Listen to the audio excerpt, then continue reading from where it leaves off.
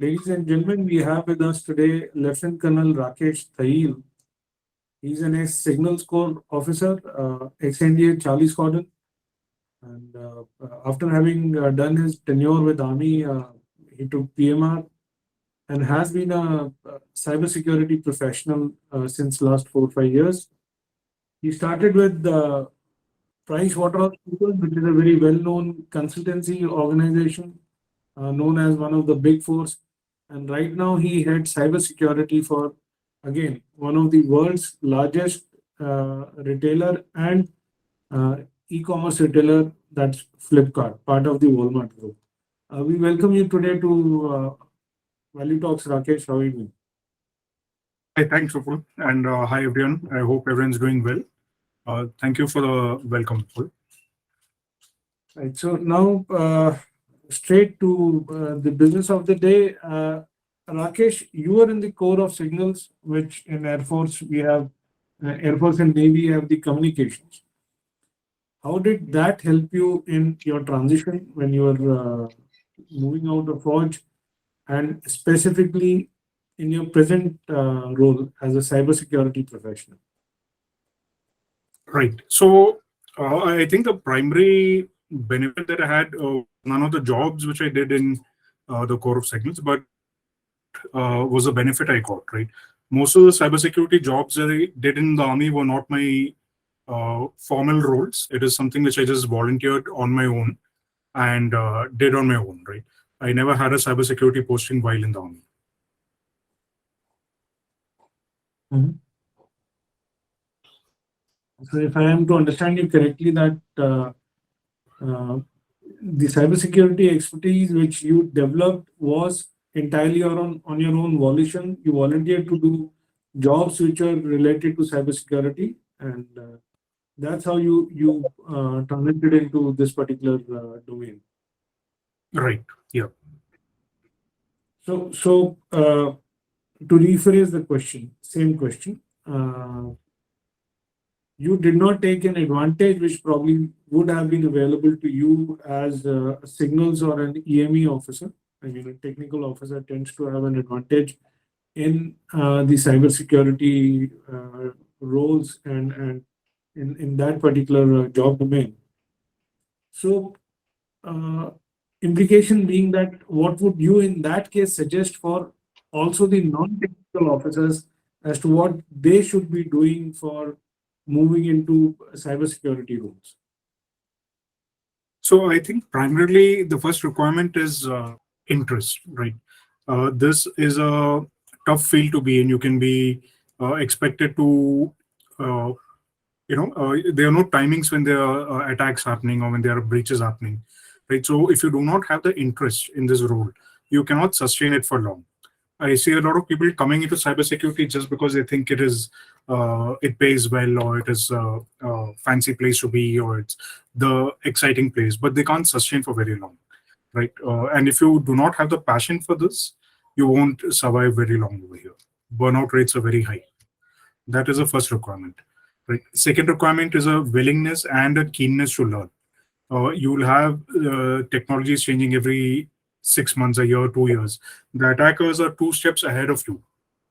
And if you're not open and willing and capable of learning, right, you are never going to keep up. Like I keep telling everyone, you got to unlearn, relearn, and keep the cycle going, right? Learn, unlearn, relearn. So you got to keep cycling through that. So these are the primary two requirements, right? Third, attitude.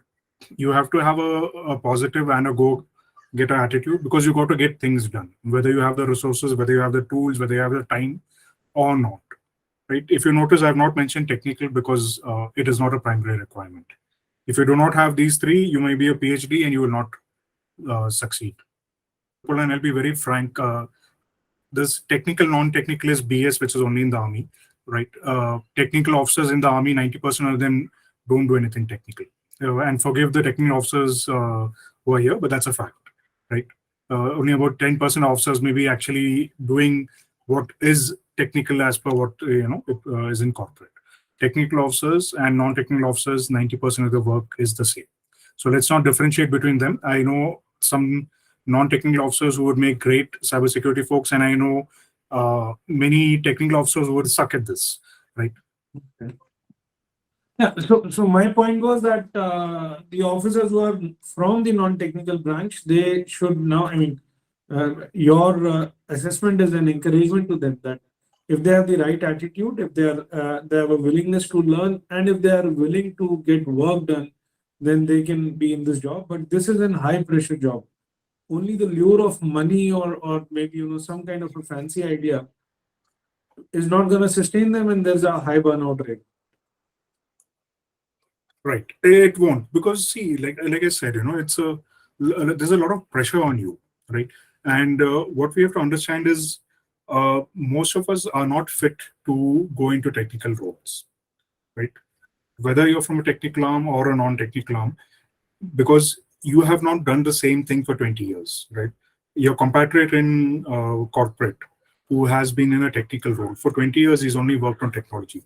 He doesn't do hiring, he doesn't do man management, he doesn't do funding, budgeting, right? Meetings, presentations, nothing. He does his technical job and things related to that, right? Services, we don't do that. We do a lot of other associated stuff also. How much time does a technical officer actually spend on technical jobs? Very less.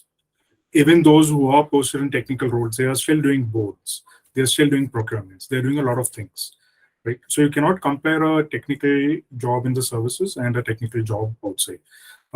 Saying that army is slightly worse off than naval and air force officers, but they do not have much of an advantage over there if you compare them with civil officers. And I just like to share my screen. I just show you something. You'll realize that everything is not technical, right?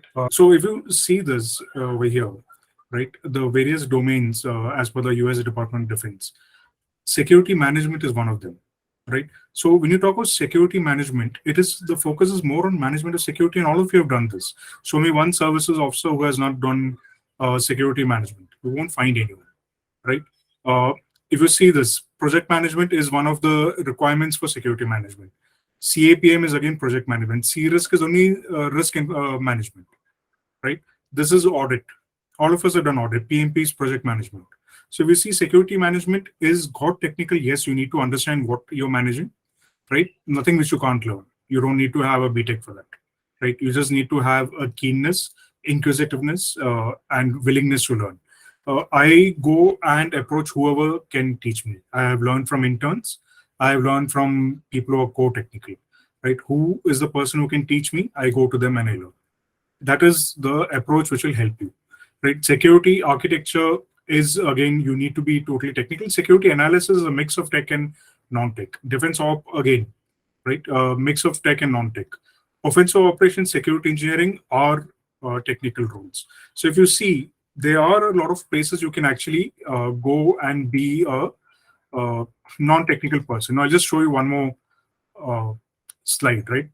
Now, if you see from information security, there are a lot of different domains in it, right? Everyone thinks of information security as being cybersecurity, right? It is, and it is not also. If you see this, right, this whole portion, risk audit governance, which is called as a GRC domain, governance, risk, and compliance, privacy, you don't need to be technical, right? Absolutely, you can learn the technical things and then come into this domain because you already have the governance, you have the risk management, you have the compliance things in place. You have to learn about privacy, you have to learn about IT audit. But this is something which any services officer can step into with a little bit of learning, right? If you come into these domains, you have to be specialized in the technological side, right? There are a lot of service officers who are great in this, but there are very few if you compare to the number of service officers that are there, right? Business continuity, again, non-technical, right? These are things which you can learn. Cloud storage, virtualization architecture takes a little bit of time. Data center, right?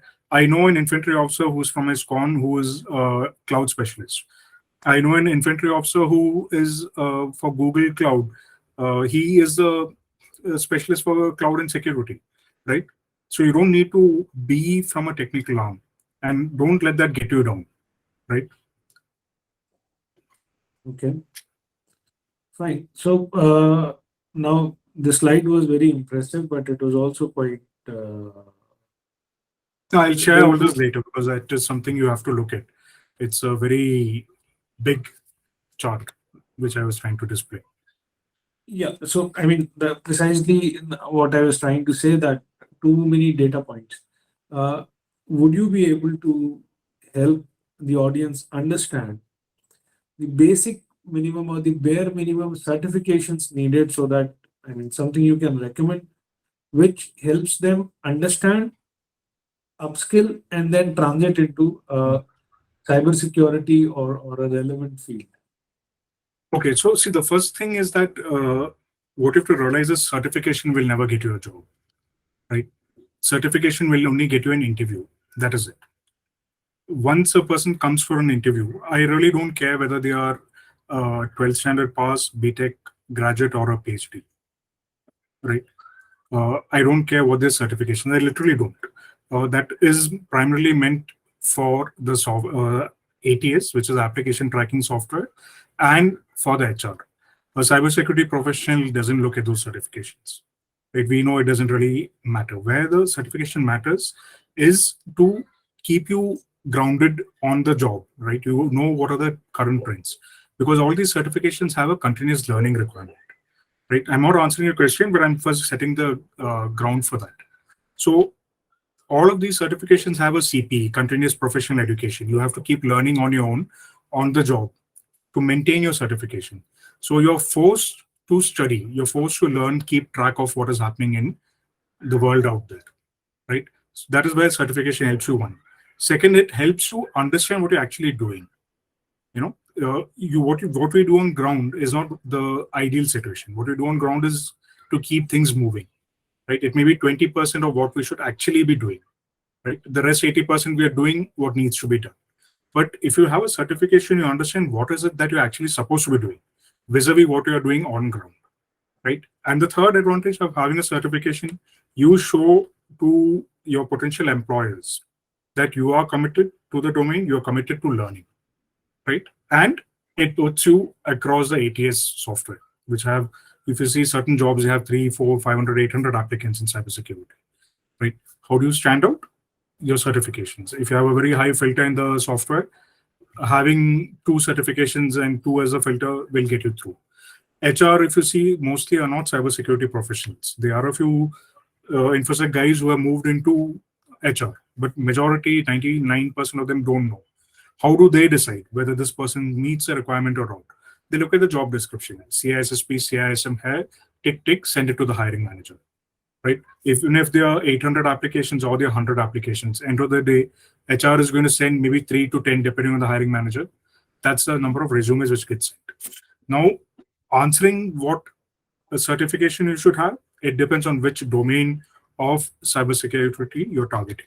If you're targeting governance risk compliance, you should have a CISM. If you're looking at infosec audits, there's a certification called a CIS, a Certified Information Security Auditor. CISM is a Certified Information Security Manager. If you're going to look at risk management, there's a certification called as a C-Risk, right? And I'll just again share, I'm going to keep sharing my screen quite a bit Yeah. because it is easier for me to already use what people have done before me rather than talking from scratch, right? This is one particular document which actually talks in terms of the various certifications which are there, right? You can see that it covers information security, network, cloud, IT service management, data development. This is a simplified version. If you want a more complicated version, that too is there, right? So if you are a total novice, I would recommend that you go for a course called as CompTIA Security Plus, right? Look at this certification first, because that gives you a basic understanding, right? Because none of us are beginners or novice to security. You already understand some things. If you don't understand the technical aspects, then you do the CompTIA Security Plus, right? If you're looking at cloud, there is a certification called as CCSK, right? And there are certifications which I already mentioned, CISA, CISM, right? And the gold standard in cybersecurity is CISSP because it covers everything: governance, operation, all aspects of security get covered in that particular certification, right? And if you're going in for, let's say, offensive security or there's OC, OSC, there is CEH. So the plethora of certifications is actually far too many to actually pinpoint one or two. The way to go about it, pinpoint the domain you want to go into, right? And then go in for that certification. All right. Now, I'm coming back to this slide again because it's a very beautiful chart, right? Though it's from 2020, it's still relevant and it'll be relevant for the future, right? If you're going for any technical role, you need to have basic programming or scripting skills. I would recommend a language called as Python, right? Because that can be used across multiple domains. All right. Now, if you see here, all these certifications are given. Like I said, entry level security plus if you have no knowledge at all, right? And the second certification, I said CISSP. You see, it works across management, architecture, analysis, right? So depending on which domain you want to go into, you got to go and then get certifications over there, right? If I want to become a pen tester, there is no point having any of these certifications. I need to have this OSC because that is a practical thing I learn over there, right? If I don't learn, there is actually not much point of doing a certification. And this is something I see with a lot of service officers. They go get all the certifications. They have CISSP, they have CH, CHFI, but they're not clear what they want to actually do. They get all these certifications, they're going to GRC, right? So you have to be very clear that the certification is the end point. It is not the first step. You have to analyze where you are, where you want to be, and get the certification, which helps you get there. So you're saying that the certification should be relevant to the kind of opportunity you are approaching. Yeah. Otherwise, it's just creating a resume which is not actually going to land you a job. See, it's always better to have a certification than not have one. But if you want to really derive value, it should be something relevant to what you're interested in.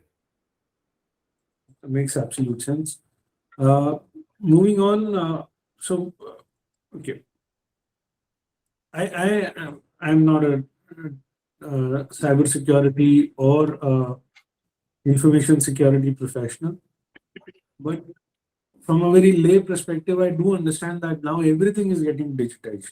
I mean, including the fact that we are doing this meeting on a digital platform, and technology is now, it's kind of seeped in everything we do. So where do you think I mean, what do you think is the scope of the volume and the scope of digital information security in terms of volume, in terms of opportunities, in terms of jobs? How big So is I it won't getting? answer your question. I'll answer with a broader, response. So everyone who approaches me with these things, I always tell them do go in for ABCD, right? Whether it is a fresher, whether it is an experienced person, whether it is someone from cybersecurity or some other domain, right? The first is artificial intelligence, machine learning, right?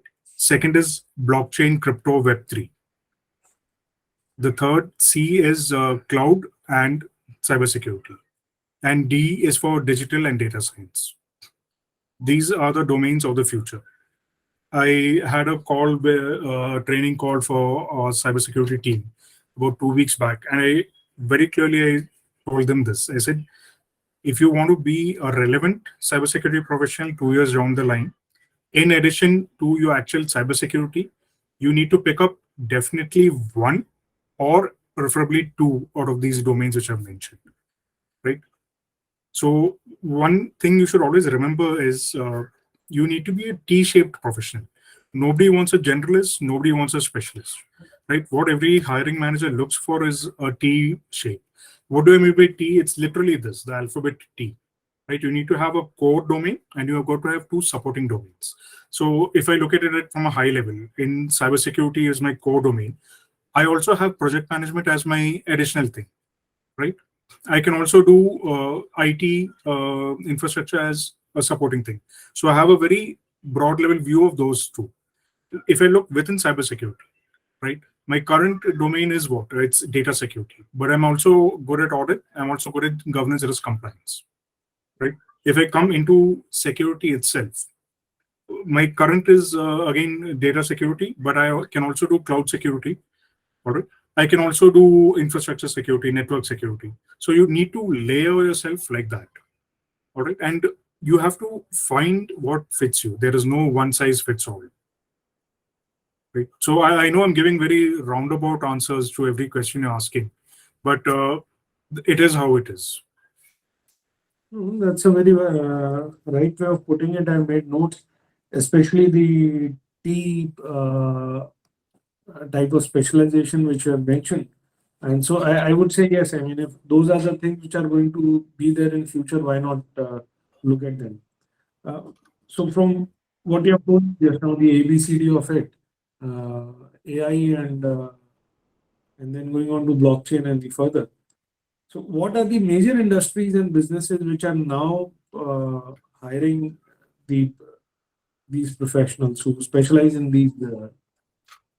Any business which wants to be in business 5 years down the line.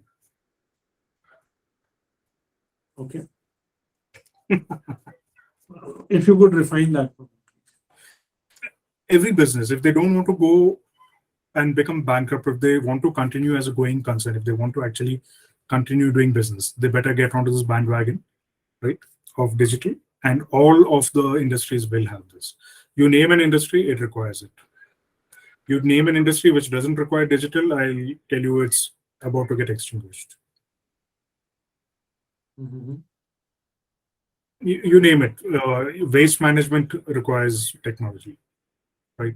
HR requires technology. Education requires technology. You name a industry or a domain which doesn't require technology today.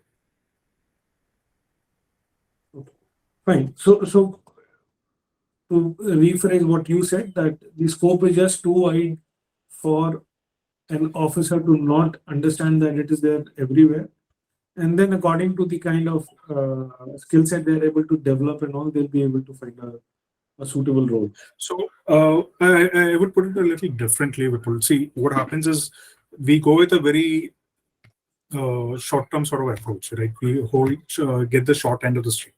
What one should be looking at is at the age of 60, what is it that you want to do? Like I personally, at the age of 60, I don't want to be working in a job, right? I want to be doing something where I'm contributing to society.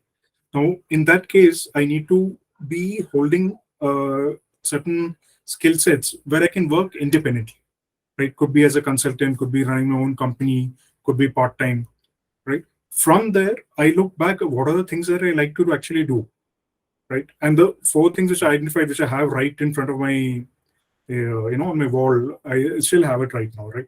The 4 things I identified was cybersecurity, writing, mentoring, and personal finance, right? 4 things. Out of this, I identified that only cybersecurity is going to actually pay me, right? I still do the other 3. I still do mentoring for free because cybersecurity is my bread and butter. It allows me to do mentoring, which I love, for free, right? I can guide others on their personal finance for free because that is not providing me with my income, right? And I write for fun and I can write whatever I want because again, that is not my source of income, right? So you have to look at the endpoint and then prepare a roadmap, not that I'm now here, what do I do next? So, right? Cybersecurity is one of the multiple options out there, right? A lot of officers approach me saying, you know what, I want to go into operations. What they don't realize is that operations is a very wide domain. Do you want to go into HR operations? Do you want to go into supply chain operations? Do you want to go into IT operations? Do you want to go into security operations? Right? Do you want to go into manufacturing operations, factories? Do you want to go into logistics operations? Operations is a very broad term. Others come and say, I want to get into HR. Again, HR is so many subdomains there. There's talent acquisition, there's learning and development, there's organization development, right? There's business partner domain, there's HR ops, there's HR IT. Let's take admin. There's facility management, there's vendor management, there's procurement. But it's a very wide domain, right? So how you go about, you identify your skill sets, right? As this call was starting, I was just chatting with an officer, I was telling him, do your SWOT analysis. What are your strengths? What are your weaknesses? What are your opportunities? What are your threats? Simultaneously, pick up something called Ikigai, which looks at these things from a different way, right? SWOT is a very practical, hard-nosed approach. Ikigai is a soft skill approach. Merge the 2 together, get what are your skill sets. Nobody can do it for you, right? Everyone can come and talk BS to you, telling ye karo, wo karo. Finally, they have to do it themselves, right? And guys, you will realize that I am a very blunt, plain speaker. I don't pull my punches, but that is how I am, right? So you have to know what the hell you're doing, right? Don't just jump and then say, "Abhi kya karu?" Have a plan, and a plan takes minimum of 6 months. Ideally, 2 years before you leave, you should be planning, right? I have posted on my LinkedIn two articles. One is how to prepare yourself for resigning for the transition. One is how to prepare your resume for a transition, right? And you have to be clear about what you're doing, why you're doing it, right? So yeah, I think my bhashan is done over there. Yeah. So circling back to last two questions, how much you, although you have just now mentioned it, but still, let's say on, if you have to give me a answer which is more quantifiable, what would be an adequate time for me to prepare for transition, especially into this particular domain? And if I am someone who's starting now, 2 years. 2 years? The assumptions are that the officer is a non-technical officer, has not got technical qualifications, and doesn't know that cybersecurity starts with a C. Okay. If So, these are not applicable, 6 months also is adequate. So I'm talking of a person who's never touched a computer, right? Doesn't know what the hell he's doing. He can be in this domain in 2 years. wow. So, depending on the context of the officer, anything from 6 months to 2 years. Exactly. Plus, My three assumptions: they are keen on it, they're willing to learn, and they're putting in the effort. Right? Underlying Right. assumptions. Right. Okay. My last question before we take the questions from the audience. Now, it's very great that you could join us today. We had invited someone else also a couple of months ago, but then it's not possible to, just have half an hour, 1 hour interaction and then understand the domain in detail and as to how to go about it. Are there any industry forums or like you have this ASIS etc., where someone can pre-transition be a part of that and not just have learning, also develop a professional network? So there, I would say that cybersecurity is one of the best places to be, because cybersecurity professionals are not only keen learners, they love teaching. Right. When I was transitioning, I just reached out blindly on LinkedIn to people in cybersecurity. Right. Many of them were too busy to actually respond. They just say, "Sorry, I don't have the time." Some of them actually took the time to talk to me for hours. One guy was a CEO of a company, right? But he took out, and these are strangers, right? No connection, no network, nothing. Just ping them on LinkedIn. They helped me out with this, right? So there are a lot of industry bodies. There's ISACA, there has a lot of chapters. There's ISC2, there's OWASP. What you will realize once you get into cybersecurity is a plethora of free knowledge, free information, and free groups, right? So again, what is it that you're interested in? That will determine which group you want to go into. Are you interested in application security? You go into OWASP. Are you interested in offensive security? You go to the Kali, Linux, Parrot OS, those groups, right? OSC groups, right? Offensive security groups. So it depends on what your interest is. And cybersecurity is the easiest thing to learn because it's a plethora of free information. Google and YouTube are your best friends, followed by Udemy, Coursera, and LinkedIn Learning. Right. The problem will be identifying and focusing on what you learn. Right. And I'm not joking. Let me just quickly look at my open tabs, right, to see how many of them I actually have. And those are just the learning. Right. I've got about 147 tabs open. And these are all Right. learning and what do you call study related. And if you think I'm joking, I'll actually just share No, my entire I, screen with you. No, I want people to see this because this is what you'll end up doing, right? So if you actually see, these are all the tabbed articles, right? So each has got this many things to read. And what I mentioned, infosec, there is uh, cloud, blockchain, AI, ML, right? Programming, development. So if you see, every cybersecurity professional is like this, and these are just me learning, reading, right? I have another window open for learning.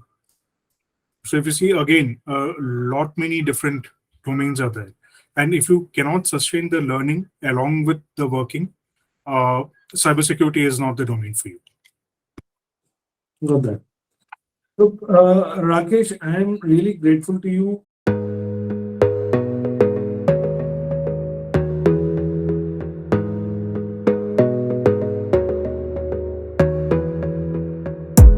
You gotta focus on yourself, on your faith, on your dreams, on your mind, on your health, yeah. You gotta work, never tell, keep your head down.